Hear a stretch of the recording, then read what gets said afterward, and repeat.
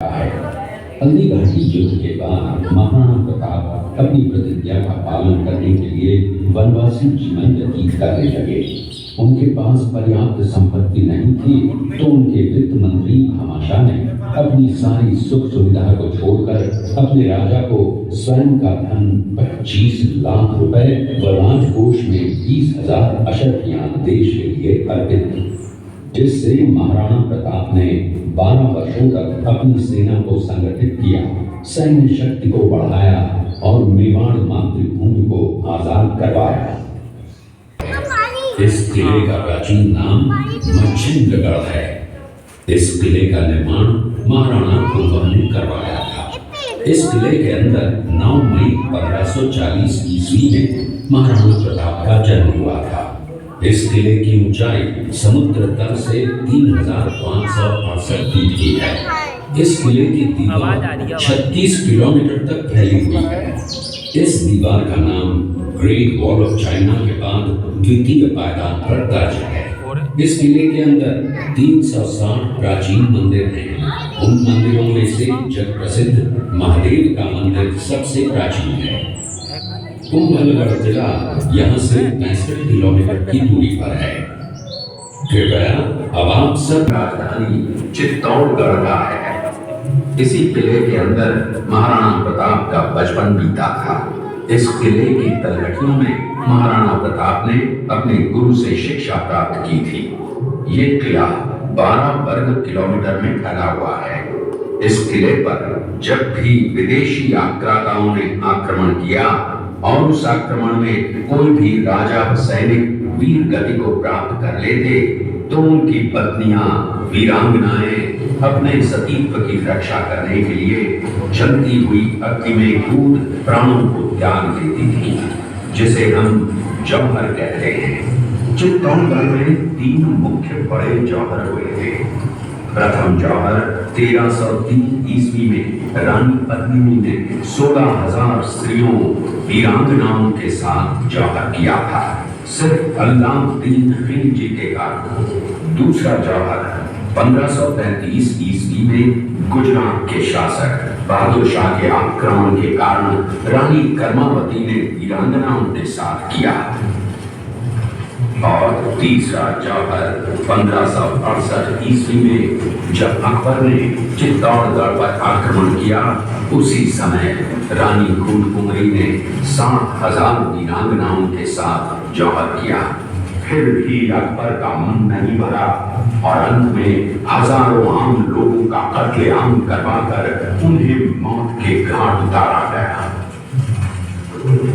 इस किले में देखने योग्य विजय स्तंभ है, कीर्ति स्तंभ, मीरा मंदिर, जैन मंदिर, कालिका माता मंदिर, भामाशाह हवेली, कुंभाश्याम मंदिर, फतेह प्रकाश महल हैं।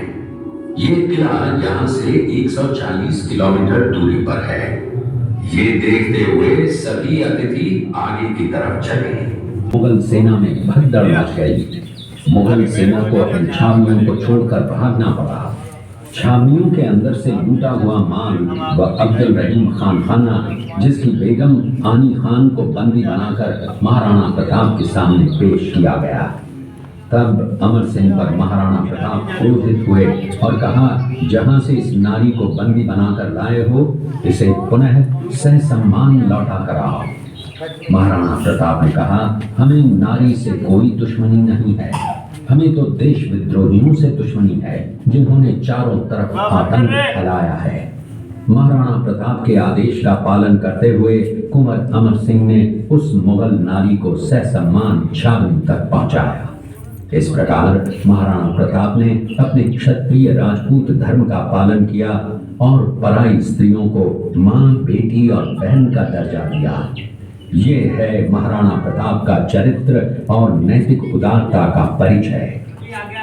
एक ऐसी मां थी जिसने अपने पुत्र का बलिदान देकर राजवंश की रक्षा की। उस मां का नाम पन्नाधाय था। पन्नाधाय जाति से गुर्जर थी। वो एक राजकुमार की धाई मां थी। उसी किले के अंदर की एक घटना है। मेवाड़ की एक ऐसी मां थी जिसने अपने पुत्र का बलिदान देकर राजवंश की रक्षा की थी। उस मां का नाम पन्नाधाय था। पन्नाधाय जाति से गुर्जर थी। वो एक राजकुमार की धाई मां थी। दूसरी तरफ हाथ में तलवार लिए खड़ा ये बनवीर सिंह एक दासी पुत्र है। ये कुंवर उदय सिंह की हत्या करके मेवाड़ की राजगद्दी प्राप्त करना चाहता था। एक रात्रि बनवीर सिंह को मौका मिला। वो राजकुमार उदय सिंह के बड़े भाई विक्रमादित्य सिंह की हत्या करके राजमहल की तरफ आगे बढ़ा। इसकी सूचना पन्नाधाय को लग गई। कुछ समय तक पन्नाधाय चिंतित हुई। तभी पन्नाधाय ने अपने पुत्र चंदन को राजसी कपड़े पहनाकर पलंग पर सुला दिया और उदय सिंह को एक टोकरी के अंदर छिपाकर पत्तों से ढक के महल के बाहर निकालकर गुप्त रास्ते से कुंभलगढ़ भेज दिया। तलवार लेकर राजकक्ष में आया तो उसने पन्नाधाय से कड़क आवाज में उदय सिंह के लिए पूछा तो पन्नाधाय ने चंदन की तरफ इशारा किया। बनवीर ने चंदन को उदय सिंह समझकर चंदन की हत्या कर दी और ये समझने लगा कि मैंने राजकुमार उदय सिंह को मार दिया। वही राजकुमार बड़े होकर राजा बने और अपने नाम का उदयपुर नगर बसाया जो यहाँ से 40 किलोमीटर दूर है। और उन्हीं के पुत्र महाराणा प्रताप हुए जिन्होंने हल्दी घाटी का युद्ध लड़ा और आज हम लोग उनका इतिहास यहाँ पर देख रहे हैं। ये देखते हुए सभी अतिथि आगे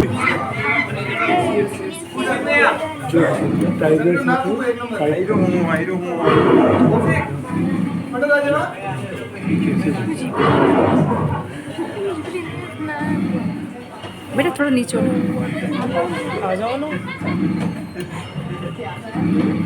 ये घटना महाराणा प्रताप की वीरता को दर्शाती है। एक समय नरभक्षी बाघ का आतंक छाया हुआ था। महाराणा प्रताप ने उस बाघ का शिकार कर उस बाघ को मार डाला। ये घटना महाराणा प्रताप की वीरता की प्रतीक है। कृपया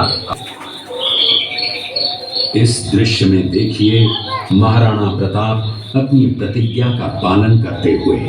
महाराणा प्रताप ने प्रतिज्ञा की थी कि जब तक अपनी मातृभूमि को शत्रुओं से मुक्त नहीं करा लेता तब तक न तो मैं महलों में रहूंगा, न किसी धातु के पात्र में भोजन करूंगा, न किसी गद्दी के बिछौने पर सोऊंगा। पत्ते ही भोजन के पात्र होंगे, जमीन ही बिछौना होगा। इस प्रतिज्ञा का पालन उन्होंने 21 वर्षों तक जंगलों में रहकर किया। इस दृश्य में देखिए महाराणा प्रताप वृक्ष के नीचे बैठकर पत्तों पर खाना खाते हुए। इसी कारण हम आज भी महाराणा प्रताप को श्रद्धा व सम्मान से याद करते हुए देशभक्ति की प्रेरणा प्राप्त करते हैं। ये दृश्य महाराणा प्रताप और सुविख्यात स्वामी भक्ति घोड़े चेतक के अंतिम मिलन का है। हल्दी घाटी युद्ध के बाद चेतक घोड़े ने 22 फीट के बरसाती नाले को पार किया। ये उसी समय का दृश्य है। पास में खड़े महाराणा प्रताप के छोटे भाई शक्ति सिंह हैं, जो पहले मुगल सेना में थे। बाद में वो महाराणा प्रताप की तरफ आए, माफी मांगी और अपना घोड़ा महाराणा प्रताप को दिया।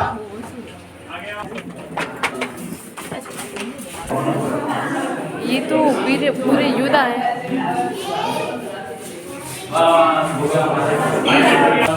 ये योद्धा है पूरे, ये योद्धा है उनके सैनिक मैन।